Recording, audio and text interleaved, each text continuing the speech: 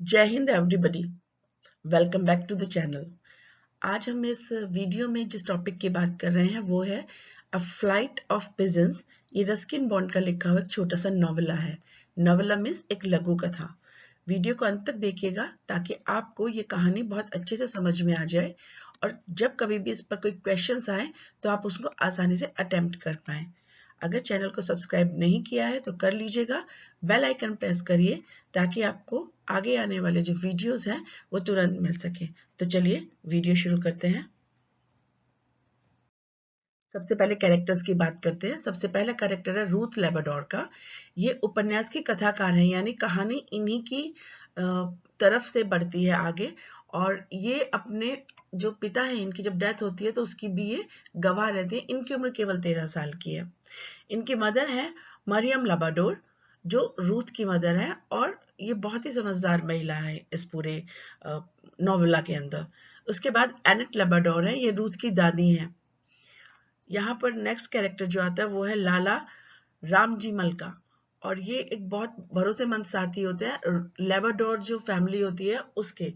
तो ये हमेशा रूथ की और उनकी जो मदर और दादी हैं उनकी मदद करते हैं एक बुरे समय में। इसके बाद आता है जावेद खान। जावेद खान को अगर हम इंडिविजुअली देखें तो बहुत साहसी एक पठान के रूप में ये हैं, लेकिन ये रूथ से प्यार करने के चक्कर में पड़ जाते हैं और कभी कभी थोड़ा सा नेगेटिव पार्ट इनके ऊपर आ जाता है। इसके बाद आता है खान बेगम, ये जावेद की पत्नी है, जावेद खान की। उसके बाद कोठी वाली एक कैरेक्टर आता है इसमें, एक छोटा सा परंतु बहुत इंपॉर्टेंट कैरेक्टर है। ये जावेद की जो चाची जी हैं ये वो हैं। उसके बाद आता है कॉमरान, ये जो जावेद की वाइफ है खान बेगम, उनकी सिस्टर है। और उसके बाद आता है सरफराज खान, ये खान बेगम के बहनोई हैं, यानी जावेद खान की जो पत्नी है खान बेगम, ये उनके बहनोई लगते हैं। तो इस तरह से मेन कैरेक्टर्स यही हैं और इन्हीं के आसपास कहानी घूमती है। सेटिंग, ये कहानी 1857 के दौरान की है, जब 1857 की महान क्रांति हुई थी हमारे देश में। और उस समय जो सिचुएशन रही थी आप उसको थोड़ा सा समझ लीजिए। उस समय हुआ क्या था कि जब हमारे क्रांतिकारी भाई बहन जो थे भारत को आजाद कराने की लड़ाई में लगे हुए थे, तो अंग्रेज भी उनके ऊपर अटैक कर रहे थे और यहाँ से जो हमारे क्रांतिकारी थे उन्होंने भी अंग्रेजों पर अटैक किया हुआ था। तो ये मानकर चलिए कि एक जगह है यहाँ पर शाहजहानपुर, वहां पर जो जितने भी क्रांतिकारी थे उन्होंने ये सोचा कि जितनी अंग्रेज फैमिली वहां रहती है हम उनको मार देंगे, जिस तरीके से अंग्रेज हिंदुओं पर जुल्म कर रहे हैं। तो उसी बीच में एक ब्रिटिश फैमिली है यहाँ पर लाबादोर की, उसके बचने की कहानी है। हिंदू और मुसलमानों को उन्हें बचाने की कहानी है। भारत के जो सही कल्चर है, जो भारत के असली आत्मा है, उसको दिखाया गया है पूरी नोवेला के अंदर।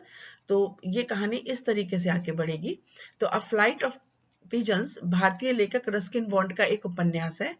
यह कहानी 1857 के आसपास की है और लूथ लबाडोर और उसके परिवार के बारे में है, जहां पर जो भारतीय विद्रोही द्वारा चर्च में उनके परिवार के जो पुरुष सदस्य हैं उनको मार दिया जाता है।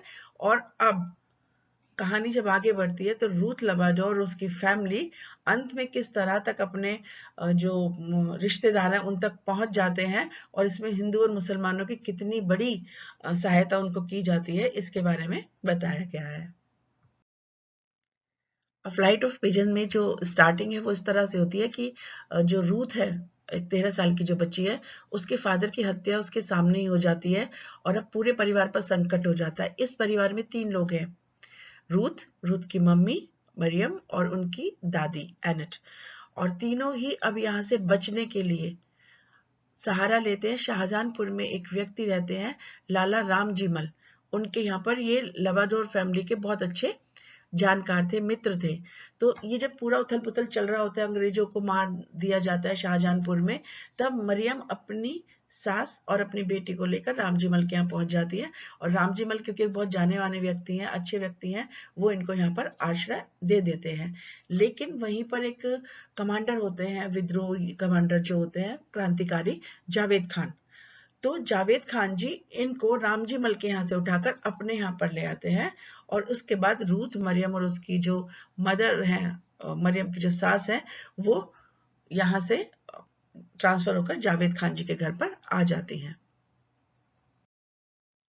अब जावेद खान जी के परिवार में भी जिस तरीके से उनका स्वागत होता है वो बहुत गर्मजोशी वाला स्वागत है, और यही गर्मजोशी का स्वागत उनका रामजी लाल जी के घर में भी हुआ था। यानी कुल मिलाकर हिंदू और मुसलमान दोनों फैमिलीज बड़े अच्छे से इन अंग्रेजों को अपने साथ रखते हैं। लेकिन धीरे धीरे क्या होता है, जो जावेद होता है वो रूथ की सुंदरता से इतना प्रभावित हो जाता है कि वो उससे शादी करना चाहता है। हालांकि उसके पास ऑलरेडी एक पत्नी है, वो शादीशुदा है, लेकिन वो ये भी जानता है कि रूथ डायरेक्ट मैं दूर से बात नहीं कर सकता शादी के लिए, क्योंकि उसकी माँ है अभी यहाँ पर। तो मरियम को बहुत ज्यादा मनाते हैं कि आप रूथ की शादी मुझसे कर दीजिए, लेकिन मरियम उसकी बातें नहीं मानती। और यहाँ आपको एक बात बता दें कि जो मरियम की जड़ें हैं, यानी बहुत पहले कहीं मरियम जो है उसकी जो रियल आइडेंटिटी थी वो ये थी कि वो एक मुस्लिम परिवार से थी। और जल्द ही ये हो जाता है कि रूथ से शादी करने के लिए जो जावेद खान बार बार मरियम को प्रेशराइज करता है या अपनी बात उसके ऊपर रखा है, तो वहां कहीं ना कहीं एक असुरक्षा की भावना उनके मन में घर कर जाती है। और इस वजह से यहाँ पर एक नया कैरेक्टर आता है जिनका नाम है कोठी वाली। ये जावेद की एक्चुअली चाची हैं। मरियम और कोठी वाली दोनों एक दूसरे को समझती हैं, एक दूसरे से बात करती हैं, और कहीं ना कहीं मरियम का दुख यहाँ पे थोड़ा कम हो जाता है कि चलो मुझे कोई समझ रहा है। जावेद की चाची को जब पता चलता है, मरियम उन्हें बताती है कि जावेद किस तरह से उनकी लड़की से शादी करने के लिए दबाव बना रहा है, तो वो बहुत ज्यादा डांटती हैं जावेद खान को कि तुम एक अनाथ लड़की को, जिसकी कोई रक्षा करने वाला भी नहीं है, तुम बिना वजह की एक साजिश रचने की कोशिश कर रहे हो। हालांकि जावेद के घर में रूथ और मरियम की देखभाल बहुत अच्छी होती है, लेकिन फिर भी उन्हें डर लगा रहता है हर समय जावेद खान का। मरियम जो है बहुत बुद्धिमान लेडी यहाँ पर दिखाई गई है। वो अलग अलग बहाने बनाकर हमेशा जावेद को टाल देती है, सीधा विरोध नहीं करती। और उसके बाद वो क्या करती है, उसको एक प्रलोभन दे देती है कि चलिए अच्छा ऐसा करते हैं कि मुझे रूथ की शादी के लिए मेरे भाइयों से बात करनी पड़ेगी, मैं जरा भाइयों के पास तक पहुंच जाऊं एक बार, तब आपसे मैं बात करती हूँ। और उसके बाद वो कहती है कि जब तक ये विद्रोह चल रहा है तब तक मेरा अपने भाइयों तक पहुंचना संभव नहीं है, तो पहले मुझे वहां तक पहुंच जाने दीजिए। चलिए थोड़ा सा ठहर जाइए, गहरी सांस लीजिए, रिवाइज कीजिए, और रिवाइज करने के बाद जब आप फील करने लगे कॉन्फिडेंट, तो थोड़ा सा मुस्कुराइए और फिर से पढ़ाई शुरू कर दीजिए। All the best. अब इसके बाद मरियम, क्योंकि उसको तो जावेद खान से बचाना था अपनी बेटी को, तो वो एक शर्त रख देती है कि चलिए अगर अंग्रेज जीत जाते हैं तो फिर आपसे शादी नहीं की जाएगी रूथ की, लेकिन अगर आप लोग जीत जाते हैं यानी क्रांतिकारी लोग जीत जाते हैं तो रूथ की शादी मैं आपसे कर दूंगी। ये वो उसको प्रॉमिस करती हैं। और इस तरीके से हम यहाँ देखते हैं कि जो दिल्ली का भविष्य होगा, यानी दिल्ली पर जो राज करेगा, वो उसी की शादी रूथ से हो जाएगी। यानी अगर अंग्रेज करेंगे तो मरियम अपनी बेटी को लेकर चली जाएगी रिश्तेदारों के यहाँ और फिर अपनी मर्जी से उसकी शादी की जाएगी, लेकिन अगर क्रांतिकारी लोग जीत जाते हैं तो फिर रूथ की शादी जावेद से होगी। अब जावेद की पत्नी का जो बहना है सरफरोज, वो कहता है कि ये अंग्रेज, क्योंकि अंग्रेज तो अंग्रेज हैं, चाहे आपके घर में रुके हैं कहीं भी, इनको तो मारना ही पड़ेगा। तो कोशिश करता है इन महिलाओं को मारने की, लेकिन मरियम जो है बहुत निडर होती है, उसका सामना करती है। और सरफराज को थोड़ा थोड़ा सा अल्लाह का डर भी सता रहा होता है, अपने जो खुदा हैं उनके, तो इस वजह से वो बच जाती हैं। इसके बाद जावेद की जो पत्नी होती है वो अपनी दूसरी बहन कामरान के यहाँ पर उसको, इन सबको ले जाती है, मरियम, रूथ और एनेट को, और वहीं पर अपने साथ रखती है, एक रक्षा करने के आप मान सकते हैं तरीके के लिए। अंग्रेज महिलाओं ने जब अपनी दुर्दशा बताई, किस तरह से मारा गया, पीटा गया, तो वहां जितने भी लोग थे उनका सबका दिल पिघल जाता है कामरान के घर में जब ये लोग रह रहे होते हैं। उसी के बाद जब पड़ोसी भी उन्हें सताने की कोशिश करते हैं उन अंग्रेज फैमिली को, तो भी ये जो महिलाएं हैं कामरान के परिवार की, ये उनकी रक्षा करती हैं। और इसी तरीके से बरसात का मौसम धीरे धीरे खत्म होने लगता है, और जावेद खान जो है वो बस ये सोचता है किस तरीके से ये युद्ध हमारे पक्ष में हो जाए और हम जीत जाएं और मेरी शादी रूथ से हो जाए। यहाँ कहीं ना कहीं जो उसका असली मकसद था वो उससे भटक रहा है। उसका असली मकसद था क्रांतिकारी होना और अपने देश को आजाद कराना, लेकिन वो रूथ की मोहब्बत में पड़कर थोड़ा सा यहाँ भटक जाता है। और उसका जो ये बेचैनी है, ये हताशा जो है, ये निराशा जो है, ये तब दिखाई देती है जब अपने सौतेले भाई को बहुत बुरी तरीके से एक दिन मारता है। उसके बाद अपनी नौकरानी को भी बहुत बुरी तरह डरा देता है, और एक कबूतर, मासूम कबूतर जो होता है, उसको लेकर तुरंत बड़ी बेरहमी से सबके सामने उसको काट डालता है। तो ये सारी चीजें बताती हैं कि वो कितना फ्रस्ट्रेटेड था और मानसिक रूप से टूट चुका था। अब कामरान के घर में जो महिलाएं थी, वो कोठी वाली जो महिला थी, वो कामरान के घर से उन महिलाओं को लेकर आती है जावेद खान के घर, बरसात का मौसम खत्म होते होते। लेकिन वो इसलिए वापस लाती है कि यहाँ से वो उन्हें सीधा उनकी फैमिली के पास भेज देगी।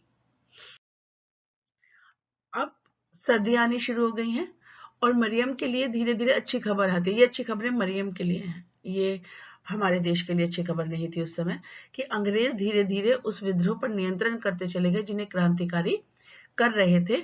और 1858 तक शाहजहांपुर के नवाब को भी हरा दिया जाता है और पूरी तरीके से अंग्रेजों का कब्जा आसपास हो जाता है। इस तरीके से अब ये हो गया कि चलो अंग्रेज जीत गए तो मरियम को उसके घर तक पहुंचाने में आसानी हो जाएगी। जो क्रांतिकारी थे वो तितर बितर हो चुके थे उस टाइम तक।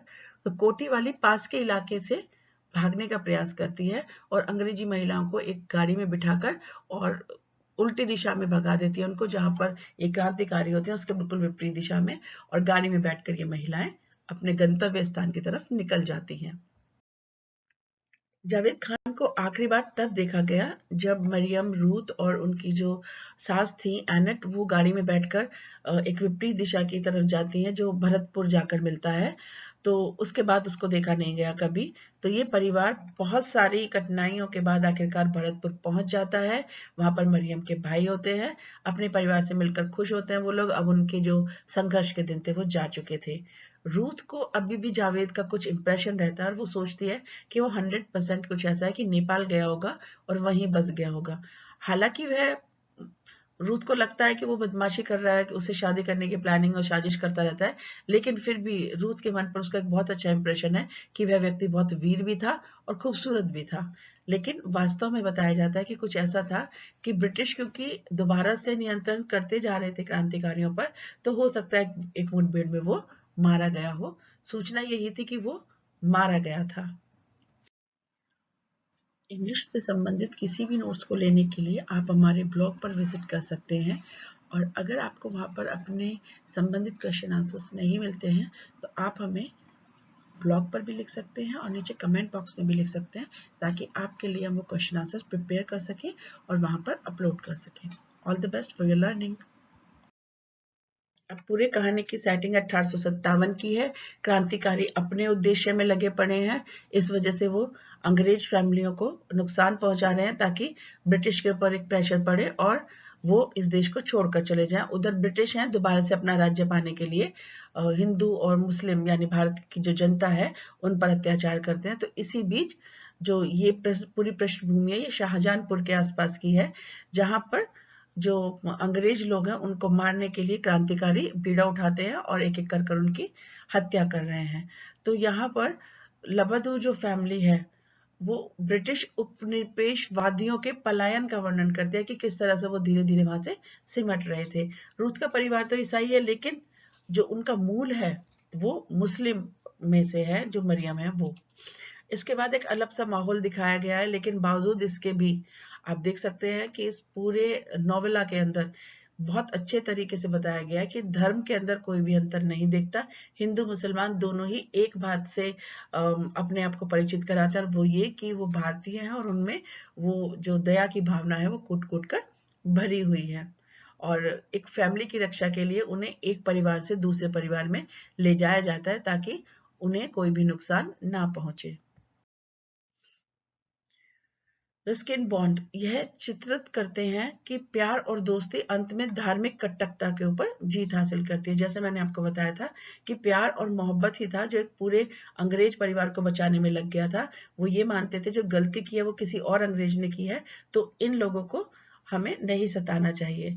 हताश और कठोर समय में भी हमेशा कुछ लोग ऐसे होते हैं जो शिकार होने वाले व्यक्तियों या रक्षाहीन की रक्षा के लिए आगे आते हैं, और पात्रों के जीवन में सस्पेंस चलता है, अप्रत्याशित घटनाएं घटती हैं।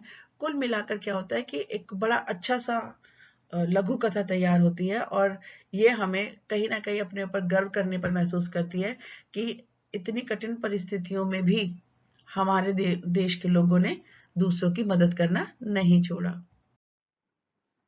वीडियो देखने के बाद आपको टॉपिक बिल्कुल क्लियर हो गया होगा, इस बात की मुझे पूरी उम्मीद है। वीडियो में अगर एक्सरसाइजेस दी हुई हैं आप उन्हें ज़रूर करिए, और अगर कोई प्रॉब्लम है तो आप हमसे शेयर कीजिए। डिस्क्रिप्शन बॉक्स में मैंने आपको लिंक्स दे दिए हैं, आप इंग्लिश से संबंधित किसी भी प्रॉब्लम के लिए हमसे कॉन्टेक्ट कर सकते हैं।